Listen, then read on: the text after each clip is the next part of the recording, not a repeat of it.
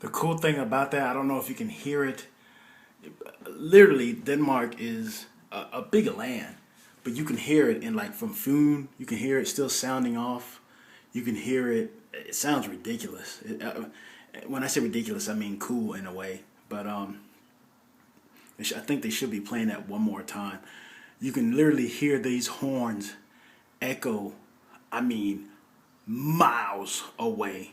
I think they say you can literally hear it. We live in Midtjylland, which is the middle part of Denmark. You can hear it north and south. And I'm not 100% sure, but I've heard many others say you can hear it possibly all the way out to Foon. So it's a possibility. I don't know. But again, from American standpoint of view, sounds fucking cool. I could be possibly wrong. I don't think they're going to play that sound again.